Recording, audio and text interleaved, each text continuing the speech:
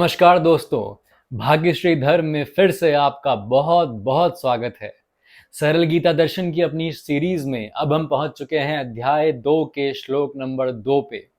इससे पहले हमने अध्याय 2 के श्लोक नंबर 1 में जाना था कि संजय बताते हैं कि अर्जुन की आंखों में इतने आंसू आ गए हैं, उनका मन करुणा से भर गया है और वो शोक में चले गए हैं। और ऐसे शोक से भरे हुए अर्जुन को देख के श्री कृष्ण कहते हैं, मधुसूदन कहते हैं। अब वो क्या कहते हैं वो जानेंगे हम इस श्लोक में। तो यहाँ पे श्री भगवान श्री कृष्ण कहते हैं, कुतस्त्वा कश्मलमिदं विषमे समुपस्थितम अनार्यजुष्टमस्वर्ग्यम अकीर्तिकरम अर्जुना। यहाँ पे श्री भगवान अर्जुन को डांटते हुए कहते हैं कि हे अर्जुन, इस असमय में मतलब इस रणभूमि में जहां पे दुख और कायरता की कोई जगह नहीं है, वहां पे तुम ये कैसे भाव अपने मन में ला रहे हो? जब युद्ध शुरू होने वाला है तो तुम्हारे मन में मोह कहां से जागृत हो रहा है, जिसकी कोई संभावना नहीं थी। श्री भगवान और अर्जुन की बातें सुन के तो हमें ये लग रहा है कि क्या ये वही अर्जुन है जिन्होंने सरलता से न जाने कितने ही महावीरों को हरा दिया था। ये तो अब ऐसे मालूम पड़ते हैं जैसे इन्होंने कभी युद्ध करा ही ना हो, क्योंकि एक ऐसा मनुष्य जिसने कभी युद्ध न करा हो, उसी के मन में इस समय दुख और कायरता का वास हो सकता है। वही इस समय युद्ध छोड़ने की सोच सकता है, जबकि उसको पता है कि उसके साथ श्री भगवान खड़े हैं। देखिए कैसी दुविधा है, लेकिन इस दुविधा का इलाज श्री कृष्ण करने वाले हैं बहुत ही जल्द। यहाँ पे सबसे पहले श्री कृष्ण कहते हैं कि ऐसे भाव श्रेष्ठ पुरुषों के मन में नहीं आते। तो यहाँ पे सवाल उठता है कि श्रेष्ठ पुरुष होते कौन हैं और उनके मन में भाव कौन से आते हैं। तो छोटी सी बात करते हैं, क्योंकि आगे जाके इसके बारे में हम विस्तार से बात करेंगे। श्रेष्ठ पुरुष वो होते हैं जिन्होंने अपनी इंद्रियों पर नियंत्रण पा लिया होता है और जो अपनी विवेकशील बुद्धि से निर्णय लेते हैं। वे लोग ना तो बुरा करते हैं ना बुरा होने देते हैं, और अपने आने वाली पीढ़ियों को भी इस बारे में बताते हैं, उन्हें यह शिक्षा देते हैं। इस तरह के होते हैं श्रेष्ठ पुरुष। अब ये बात आती है कि उनमें भाव क्या होता है। तो उनके मन में समभाव होता है। समभाव मतलब हर चीज को एक नजरिए से देखना, ना बहुत ज्यादा दुखी होना ना बहुत ज्यादा खुश हो जाना। मतलब उच्च श्रृंखल भाव उनके मन से खत्म हो जाते हैं, नष्ट हो जाते हैं। अब इस बारे में हम विस्तार से आगे बहुत सारी बातें करेंगे, लेकिन यहाँ पे हम समझ गए कि श्री कृष्ण किन श्रेष्ठ पुरुषों की तरफ इशारा कर रहे हैं, वो कौन होते हैं। इसके बाद श्री कृष्ण कहते हैं कि ऐसे मनुष्यों को स्वर्ग भी नहीं मिलता।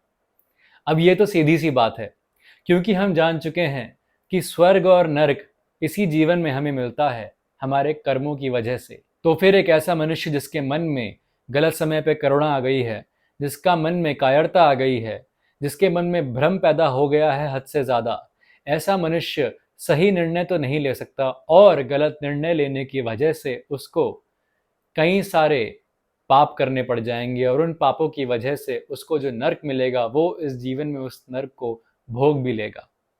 तो ये अलग बात हो जाती है कि स्वर्ग और नर्क को हम क्या माने, लेकिन श्री कृष्ण के कहने को हम सच इसलिए मानते हैं क्योंकि अगर स्वर्ग और नर्क यहाँ इस जीवन में हमें मिल जाए या स्वर्ग और नर्क इस जीवन के बाद हमें मिल जाए, तब भी अगर हम अपनी इंद्रियों पर नियंत्रण ना पाकर, अपनी विवेकशील बुद्धि का इस्तेमाल ना करके कोई निर्णय लेते हैं, तो फिर हमें नरक तो मिलेगा ही मिलेगा। तीसरी बात जो श्री कृष्ण कहते हैं वो यह है कि इन सब वजहों से तुम्हें यश की भी प्राप्ति नहीं होगी, तुम्हें प्रसिद्धि की भी प्राप्ति नहीं होगी। श्री कृष्ण के ऐसे वचन से हमें यह समझ में आ जाता है कि भगवत गीता कितना व्यवहारिक ग्रंथ है। यहाँ पे आध्यात्मिकता को प्राथमिकता तो दी गई है, लेकिन साथ साथ व्यवहारिक जीवन शैली को भी प्राथमिकता दी गई है। प्रैक्टिकल वे ऑफ लिविंग को भी इंपॉर्टेंस दी गई है। ये कैसे, आप खुद सोचिए। एक क्षत्रिय जो रणभूमि से युद्ध को छोड़कर भाग जाए, उसकी क्या तारीफ होगी। एक ऐसा मनुष्य जो नेता है, जिसे राज्य चाहिए, जो राजकुल से है, वो मनुष्य अगर लड़ना छोड़कर अपने दुश्मनों पर दया भाव दिखा के हथियार छोड़ दे, तो क्या फिर उसकी तारीफ होगी। इसको हम एक एग्जाम्पल से समझते हैं कि सोचिए, हमारी बॉर्डर पर दुश्मनों ने हमारे ऊपर गोलीबारी शुरू कर दी है, फायरिंग शुरू कर दी है। वो चाहते हैं कि हमारा नुकसान हो।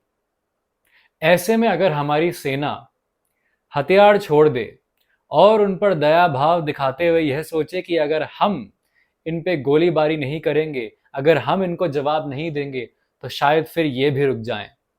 अगर ऐसा वो करते हैं तो पहली बात, क्या तो वो ठीक होगा?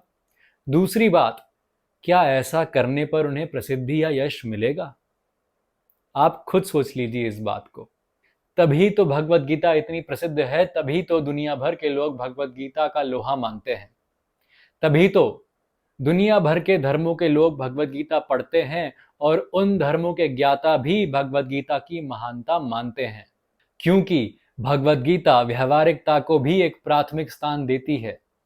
भगवत गीता से हमें समझने को मिलता है कि अध्यात्म अपनी जगह है, लेकिन एक स्थिति में पढ़ के व्यवहारिकता के साथ अपनी बुद्धि का इस्तेमाल करते हुए निर्णय लेना, वो भी एक बहुत ही महत्वपूर्ण बात है। इस श्लोक को और भीतर से समझने की कोशिश करें तो हमें समझ में आता है कि जब जब हमने पाप के सामने, पापियों के सामने हथियार डाल दिए हैं, जब जब हमने पाप और पापियों का संरक्षण करने की कोशिश करी है, तब तब हमने उनको अपनी चेतना का सिंहासन सौंप दिया है। मतलब हमने उनके सामने अपना मन रख दिया है, अपनी बुद्धि रख दी है, और फिर वो पाप और पापी उस बुद्धि पर राज करते हैं, हमारी चेतना, हमारे मन पर राज करते हैं, जो उनके मन में आता है वो करते हैं। और ये बात तो आप जानते भी होंगे कि पापी कभी दूसरों का भला तो नहीं करते। अगर आप बुराई नहीं करते तो ये सही बात है, अगर आप बुराई को होने से रोकते हैं तो भी ये सही बात है, लेकिन अगर आप बुराई सहेंगे तो ये गलत बात होगी। और उससे भी गलत बात होगी अपनी अच्छाई का आडंबर करना, अपनी अच्छाई का प्रदर्शन करना। मैं अच्छा हूं, मैं बुरे कर्म नहीं करता, मैं अच्छाई करता हूं, मैं सबको अच्छाई के लिए प्रेरणा देता हूं। ऐसा प्रदर्शन मत कीजिए, इस आडंबर में मत पड़िए, ये आपके लिए कभी भी सुखदायी नहीं होगा। सिर्फ दूसरों की नज़र में अच्छा बनने के लिए अच्छाई में मत पड़िए। अच्छा मनुष्य बनिए, बुरे कर्मों से दूर रहिए। ऐसे में आप खुद ही खुद अच्छे कर्म करने लग जाएंगे और तब आपको यश और प्रसिद्धि दोनों मिलेगी। लेकिन इस यश और प्रसिद्धि के लिए अपनी अच्छाई का आडंबर कभी मत करिएगा। तो इस श्लोक के अंत में मैं यह बात कहना चाहता हूं कि अच्छे बनिए, लेकिन नम्रता के साथ अच्छे बनिए। और अगर बुराई अपना सर उठाए तो फिर कठोर बनने में देरी मत लगाइएगा। इसी बात के साथ खत्म करते हैं अध्याय 2 के श्लोक नंबर 2 को। अगर आपको हमारी वीडियोस पसंद आ रही हैं और आती हैं तो उनको शेयर करिए, लाइक करिए, कमेंट करिए, अपने दोस्तों, अपने परिजनों के साथ शेयर कीजिए और उनको बताइए कि भगवत गीता में कहानी के साथ साथ कितना कुछ है समझने के लिए, कितना कुछ है जानने के लिए, और खुद भी समझने की कोशिश कीजिए। कोई नई चीज़ आपको समझ में आती है तो हम सब के साथ शेयर कीजिए, अपनी मनोदशा हमारे साथ शेयर कीजिए, आपके मन में क्या आ रहा है वो शेयर कीजिए। हम सब मिलकर आपकी मदद करने की पूरी कोशिश करेंगे। तो दोस्तों, इसी बात के साथ खत्म करते हैं वीडियो। अपना ध्यान रखिए, अपने परिजनों का ध्यान रखिए, अच्छे कर्म करते रहिए और भगवत गीता को अपने जीवन में बदलाव लाने दीजिए। धन्यवाद।